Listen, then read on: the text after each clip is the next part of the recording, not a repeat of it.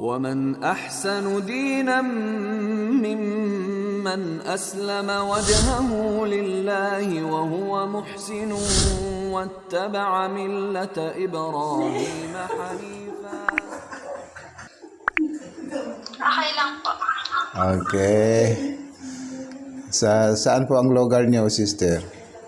Sa Mindoro po, sa Calapan City.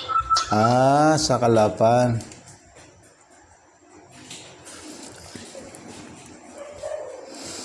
Bismillahi, alhamdulillahi rabbil alamin. Wassalatu wassalamu ala rasulihil amin.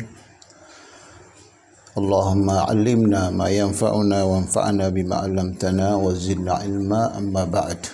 Una sa lahat, sister, ay idalangin po natin sa Panginoon. Naway kayo ay kanyang ingatan at kanyang pagkalooban ng maraming kabutihan ng maikling oras po natin ngayon. Ang usapan po natin ay tungkol po ito sa ano ang dapat pagsumikapan ng bawat isa sa atin na dapat niyang ipagkaloob sa kanyang sarili, dahil sa lahat po tayo nagkakaisa na ang layunin po natin na sa ating mga pagsusumikap ay maibigay po natin, maipagkaloob natin sa ating mga sarili ang kaniyang tunay na kabutihan. So, ito po ay napaka-importanting pag-uusap at napakahalagang pag-uusap dahil sa paghahanap ng katotohanan. Ang ibig po sabihin na katotohanan, ano po ang matatawag na tunay na tagumpay, tunay na kabutihan ng ating mga sarili.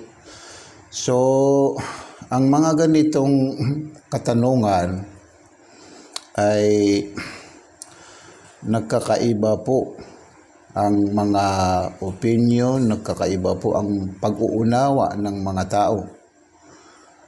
May mga klaseng mga tao na ang kanilang naunawaan at tunay na kabutihan ng kanilang mga sarili ay ano man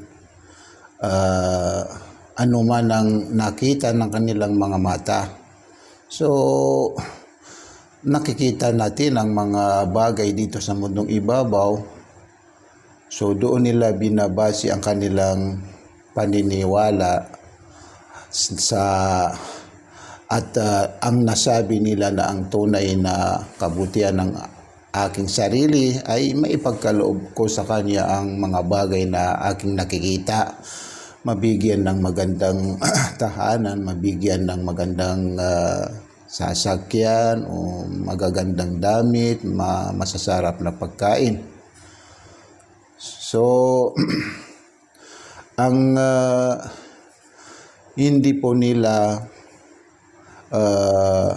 naabutan o naunawaan ay yung pangalawang yung tinatawag ng mga maaalam na mayroon pong pangalawang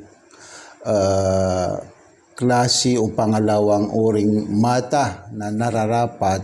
Ito ay maiwawasto. Kung halimbawa ang dalawang mata po natin ay nakikita niya ang mga bagay dito sa mundong ibabaw, pero yung pangalawang klaseng mata ay ang kanyang makikita ay yung mga bagay na hindi nakalantad. So kapag ang tao ay makita niya ang mga bagay dito, makita ng kanyang dalawang mata ang mga bagay dito sa mundong ibabaw, at ganun din makita ng kanyang pangalawang mata ang mga bagay na hindi nakalantad o mga bagay na nakatago, siya po ang taong naunawaan niya kung ano po ang tunay ng tagumpay ng kanyang sarili, tunay na kabutihan ng kanyang sarili.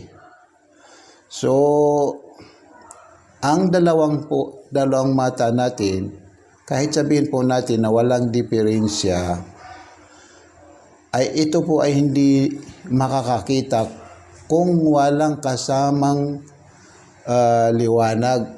Halimbawa, liwanag ng araw, liwanag ng yung mga nagbibigay ng liwanag. Kahit sabihin po natin na walang diferensya ang ating dalawang mata, kung walang liwanag naman ay hindi siya makakakita.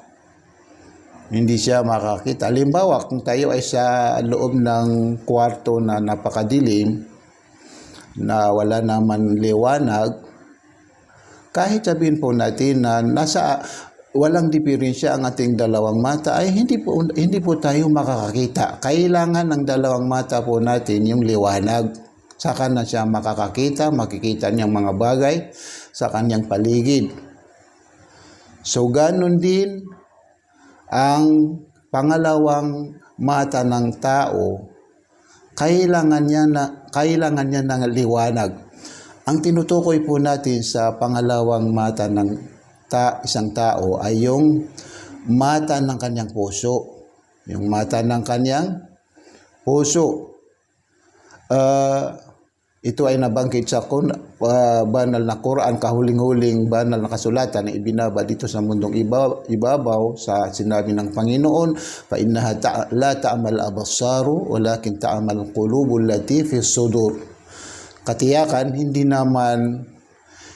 nabubulag ang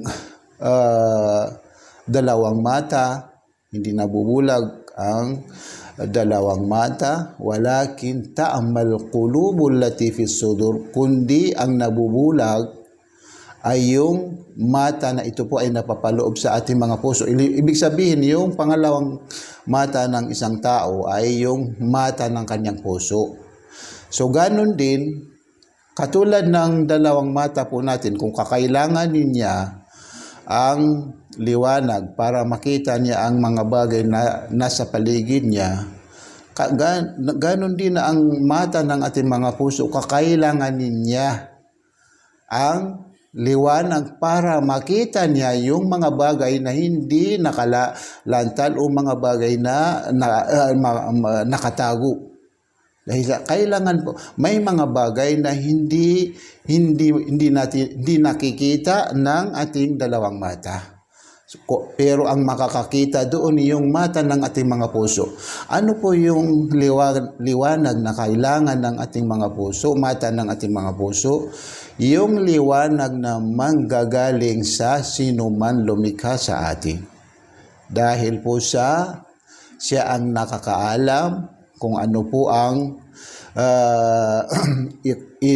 ang ikakabuti po natin, at higit na siya ang nakakaalam kung ano po ang makakasama sa atin.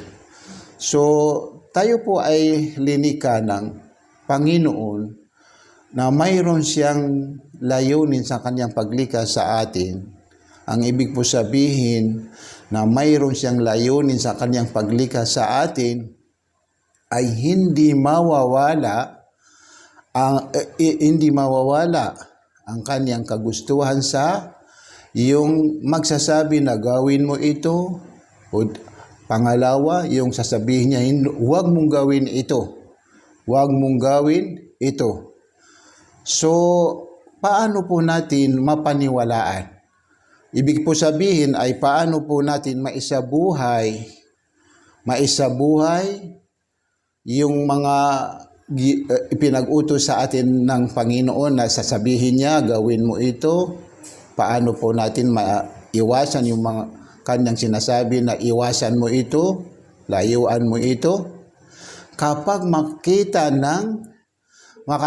ng ating mga puso, yung mata ng ating mga puso.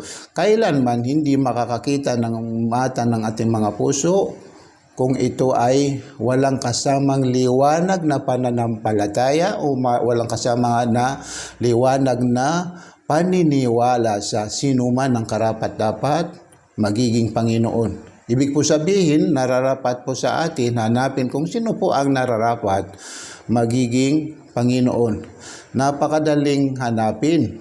Dahil sa napakasimple hanapan ng palatandaan kung sino po ang nararapat magiging Panginoon, at sino man ang nararapat magiging Panginoon, siya po ang dapat natin paniwalaan na nararapat o karapat-dapat pag-uukulan ng pagsamba. So, isa po sa mga palatandaan sa sino man ang nararapat magiging Panginoon ay siya po ay walang katambal. Ibig po sabihin na walang katambal ay siya po ay nag-iisa. Siya po ay nag-iisa. Nag-iisa sa kanyang kaisahan, sa kanyang mga gawain. Halimbawa, isa sa kanyang mga gawain na siya po ang tagapaglikha at wala siyang katambal. Siya po ang tagapanustos at wala siyang katambal. Siya po ang taga-bigay ng buhay o taga-bawi ng buhay at wala siyang katambal sa mga ganitong gawain. Siya po ang nangmay-ari sa lahat ng mga linika at wala siyang katambal sa mga ganitong gawain. So kapag pinag-isipan po natin ito, sa anuman ibabatay po natin ito sa anuman nakikita ng dalawang mata po natin, ay maunawaan po natin na ang karapat-dapat magiging Panginoon ay ang kanyang katangian ay wala siyang katambal. Dahil sa malalaman po natin, pag pinag-isipan po natin yung mga bagay na ating nakikita dito sa mundong ibabaw, yun ang kanyang maibabahagi sa atin na kaalaman. Dahil sa kung ang Panginoon ay mayroon siyang katambal, ano po ang mangyayari sa atin?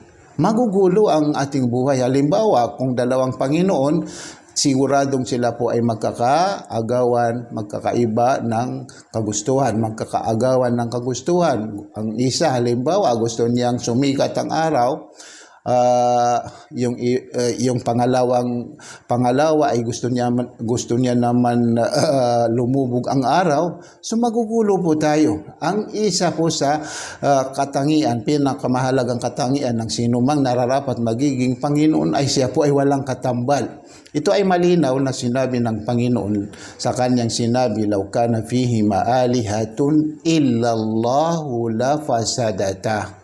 Kung may sa madaling kahulugan, kung mayroon ibang Panginoon dito sa mundong ibabaw, dito sa pitong kalangitan, pitong kalupuan, maliban sa Panginoon Allah, ibig sabihin ay ang Panginoon na ay magiging dalawa, la fasadata, masisira ang pamumuhay ng mga linika dito sa pitong kalangitan at pitong kalupaan. Ito po ay nangangahulugan sa ating nakikita, maayos naman ang ating pamumuhay dito sa mundong ibabaw, walang naibibigay na kahulugan maliban lang sa ang Panginoon ay isa po sa pinakamahalagan niyang katangian ay walang katambal, walang kaagaw.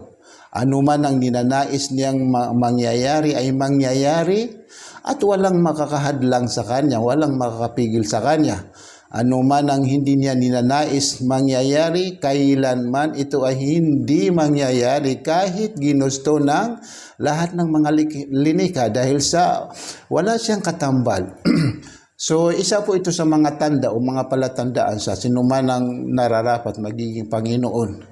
Pangalawa, ano man ang pinaniwalaan ng ibang linika na karapat-dapat magiging Panginoon, dapat po natin sang-ayunan. Mayroong pong mga ibang linika, kung tutuusin, mas malaki sila kaysa sa atin. Kung halimbawa yung ang araw, mas malaki sila. Ang araw mas malaki kaysa atin. Ang buwan mas malaki kaysa atin. Mga bituin mas malaki kaysa atin. May mga ibang linika na mas malaki sa atin. Kung mayroon naman silang pinaniwalaan na karapat-dapat magiging Panginoon, nararapat po sa atin. Sang-ayunan po natin sila sa anuman pinaniwalaan nila. So ito ay malinaw na sinabi ng Panginoon sa banal na Quran. Alam tara anna Allah yasjudu lahu man fis samawati wa man fil ardi wasyamsu wal qamaru wan nujumu wasyajaru wad dawabu wa katsirun minan nas wa katsirun haqqa alaihi al adab. Sa madaling kahulugan, sinabi ng Panginoon, hindi mo ba nalaman, o Muhammad, na katiyakan ang Allah, yasjudu lahu man fis samawati wa man fil ard, nagpapatira pa sa kanya ang lahat ng nakatira sa 7 kalangitan, 7 kalupaan, wasyamsu wal qamar, ganun din nagpapatira pa sa kanya ang araw at ang buwan, wan nujumu, at nagpapatira pa din sa kanya ang mga bituin, wasyajaru, at mga puno, at wadawab, at nagpapatira pa sa kanya ang waljibal, at nagpapatira pa sa kanya ang mga bundok at mga hayop, wa kathirun minan nas, at nagpapatira pa sa kanya yung ilan sa mga tao, wa kathirun haqqa alaihi al-adab, at ang karamihan naman sa mga tao ay ang nararapat po sa kanila ay ang parusa ng Panginoon dahil sa hindi nila pinaniwalaan ano man ang pinaniwalaan ng mga ibang linikha na nararapat magiging Panginoon. So nalaman po natin na ang karapat dapat magiging Panginoon ay yung pinaniwalaan ng ibang linikha. Katulad ng nabanggit po natin kanina, yung araw, buwan, mga bituin, mga 7 kalangitan, 7 kalupaan, mga hayop, mga puno, at iba pang yung mga tao. Ilan sa mga tao. So wala silang pinaniwalaan na karapat dapat magiging Panginoon maliban lang sa yung Panginoon na ang tawag sa kanya ay ang Allah. Ang Allah.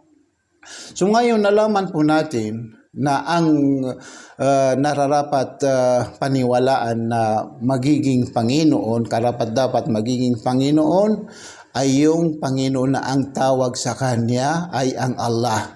Pakinggan po natin baka mayroon siyang binitawan na salita tungkol po sa kanyang layunin, sa kanyang paglikha sa atin.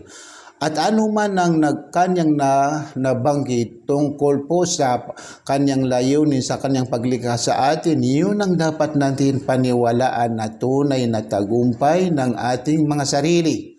Kapag ito ay mapaniwalaan ng ating mga puso, magkakaroon ng liwanag ang mata ng ating mga puso, at kapag magkaroon ng liwanag ng mata ng ating mga puso, makikita ng mata ng ating mga puso yung mga bagay na hindi nakalantad sa atin o nakatago. Halimbawa, yung pangyayari sa ating mga libingan, hindi ito makikita ng dalawang mata po natin. Yung pangyayari sa kabilang buhay, yung tinatawag na paraiso at tinatawag na impyerno, lahat po ito ay hindi nakikita ng dalawang mata po natin. Kundi ang makakakita sa mga bagay na ito ay yung mata ng ating mga puso. Kailanman hindi makakakita ang mata ng ating dalawang puso hanggat sa hindi niya paniwalaan, hindi makapaniwala ang ating mga puso sa sino man ang karapat dapat magiging Panginoon, katulad ng paniniwala ng mga ibang linikha. So, mayroon siyang binitawan na salita sa kanyang sinabi, wa ma khalaqtul jinna wal insa illa liya'budun. Sa madaling kahulugan, hindi ko linikha ang mga engkanto, mga tao, maliban lang sa ako ay kanilang sambahin. Yung pagsamba sa kanya, yun ang layunin ng kanya sa kanyang paglikha sa atin. So yung pagsamba sa kanya, ito po ay hindi lang sa isang uri kundi maraming klase. May mga uring pagsamba sa kanya. Ito po ay magaganap sa pamamagitan ng ating mga gawa. May mga uring pagsamba sa kanya, ito po ay mangyayari sa pamamagitan ng ating pananalita. May mga uring pagsamba sa kanya, ito ay magaganap sa pamamagitan ng ating pag-uugali. Lahat ng mga uring pagsamba na ito ay napapaloob po sa relihiyon ng Islam. So ang ibig po sabihin, lahat ng nilalaman ng relihiyon ng Islam, lahat po ito ay mga bagay na kinalulugdan ng Panginoon.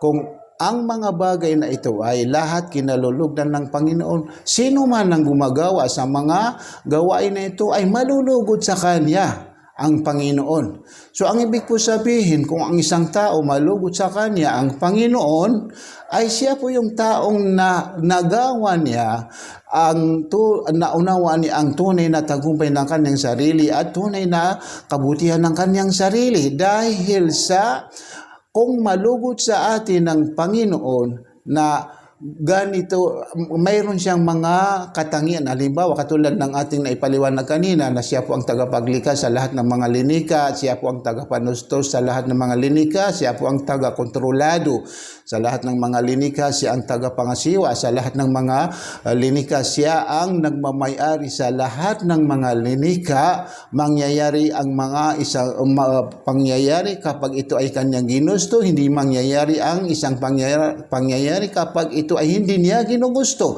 So kung ganito, kung siya ang malugod sa atin, hindi ba natin masasabi na tayo po ay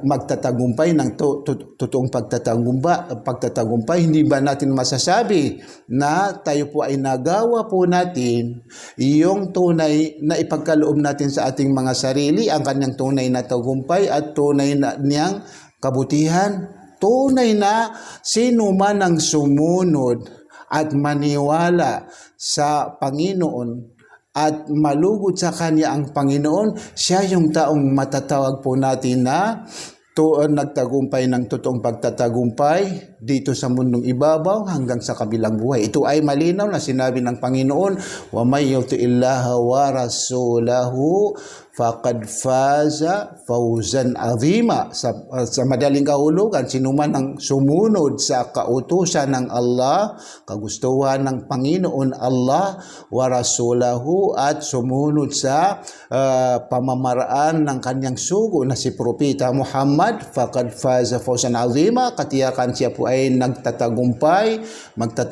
ng totoong pagtatagumpay. So, ang masasabi po natin na ang taong nais niya ipagkaloob sa kanyang sarili ang kanyang tunay na tagumpay, ang nararapat po sa kanya, isuko niya ang kanyang sarili sa layunin ng Panginoon sa kanyang paglikha sa kanya, at ang nararapat po sa kanya, isuko niya ang kanyang sarili sa relihiyon ng Islam. Dahil sa pagkakaalam po natin na lahat ng nilalaman ng relihiyon ng Islam, lahat po ito ay kinalulugdan ng Panginoon. Ngayon, ang itatanong po natin o dapat po natin maunawaan, paano po tayo makapasok, paano po natin maisuko ang ating mga sarili sa relihiyon ng Islam. Ito po ay sa pamamagitan ng pagpasok, pagyakap sa relihiyon ng Islam. Kailanman hindi po tayo makakapasok sa relihiyon ng Islam hanggat hindi natin magawa o maisabuhay yung unang hakbang sa pagpasok sa relihiyon ng Islam. Ito po ang tinatawag na pagsasaksi na katanggap-tanggap sa Panginoon. Ang pagsasaksi na katanggap-tanggap sa Panginoon, ito po ay napapaloob po dito ang tatlong bagay. Ang unang bagay, ang paniniwala sa pamamagitan ng ating mga puso. Halimbawa, paniwalaan ng ating mga puso na walang Diyos na karapat-dapat sambahin maliban kay Allah. Paniwalaan ng ating mga puso na si Muhammad ay kanyang sugo at alipin. Pangalawang bagay, anuman ang pinaniwalaan ng ating mga puso, dapat po natin ito bigkasin. Hindi na sapat na naniwala ang ating mga puso tapos hindi po natin ito bibigkasin. Pangatlong bagay, anuman ang pinaniwalaan ng ating mga puso, binigkas ng ating mga bibig, dapat po natin ito isabuhay. Kaya dapat ito ay sa pamamagitan ng pagsasagawa ng bawat bahagi ng ating katawan. Kaya tiyakin po natin na bawat bahagi ng ating katawan, wala silang kikilos maliban lang sa mga bagay na ito po ay naaayon sa anuman pinaniwalaan ng ating mga puso at binigkas ng ating mga bibig. Kapag nabuo po natin yung tatlong bagay na ito, na isabuhay po natin yung unang hakbang sa pagpasok sa relihiyon ng Islam, tayo po ay matatawag na Muslim, tayo po ay matatawag na isinuko po natin ang ating mga sarili sa kagustuhan ng Panginoon, sa layunin ng Panginoon, tayo po ay matatawag na alipin na nagbalik loob sa kagustuhan ng Panginoon. Alam po natin ano po ang pinaghanda ng Panginoon sa kanyang alipin na siya po ay nagbalik loob sa kanya. Pinaghanda ng Panginoon para sa kanya ang napakaraming mahalagang bagay. Kabilang po sa mga mahalagang bagay na ito ay kanyang maipapatawad sa kanya ang lahat ng nagawa niyang pagkakasala. Kahit sabihin po natin noon ay napuno niya na pagkakasala ang mundo na ito dahil sa siya po ay nagbalik loob sa kagustuhan ng kanyang Panginoon, siya po ay mapapatawad ng Panginoon, buburahin ng Panginoon ang lahat ng nagawa niyang pagkakasala. So, ibig po sabihin ay napakahalaga. Kahit sabihin po natin na napakasimpleng gawain yung unang hakbang sa pagpasok sa relihiyon ng Islam, ito po ay sobrang napakahalaga. Dahil sa ito ang dahilan upang malugod sa atin ng Panginoon. Ito din ang dahilan upang maipagkaloob natin sa ating mga sarili ang kaniyang tunay na tagumpay, tunay na kabutihan dito sa mundong ibabaw hanggang sa kabilang buhay. Kaya, sister, kung mayroon tayong nalaman na isang bagay, nararapat po sa atin na ito po ay samantalahin po natin, huwag natin palampasin, huwag natin ipagpadamot sa ating mga sarili, lalo na kapag tayo ay naniniwala na hindi po tayo makakasigurado kung tayo po ba ay aabot sa mga susunod na mga oras, masusunod na mga panahon. Kaya kung mayroon tayong nalaman, unawaan na isang bagay na sobrang napakahalaga, huwag natin ito palampasin, dapat po natin samantalahin. Kaya para po tayo makasigurado, sister, ay isabuhay po natin yung unang hakbang sa pagyakap o pagpasok sa relihiyon ng Islam, katulad ng ating naipaliwanag kanina. So, sundin niyo po ako sa anuman bibigkasin natin. Bibigkasin din natin ito. So, itaas po natin ang ating kanang kamay. Ito, ang ating hintuturo. Ito ay sinyalis na ang ating sinasamba ay ang Panginoon na nag-iisa. Ang ibig po sabihin na nag-iisa ay wala siyang katambal. Ibig po sabihin ay hindi po tayo pwedeng magkaroon ng dalawang Panginoon dahil sa katulad ng ating nasabi kanina ay magugulo po tayo dahil sa isa sa pinakadakilang katangian ng sino man ang nararapat magiging Panginoon ay siya yung Panginoon na walang katambal. So, bigkasin po natin ito muna sa lingwaheng Arabic tapos translate natin sa lingwaheng Tagalog. Lakasan po natin, sister, Asyhadu. Taasan niyo po, naririnig niyo po ako. Gamitin niyo po, sister, yung ano mo. Asyhadu. Taasan niyo po. Baka nakamute ka, sister. Okay, ulitin po natin. Asyhadu alla ilaha illallah wa asyhadu anna Muhammadan abduhu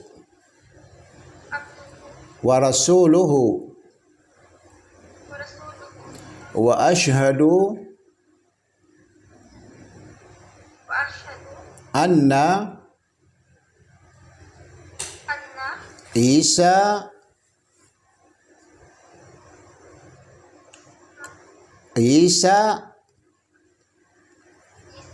abduhu wa rasuluhu.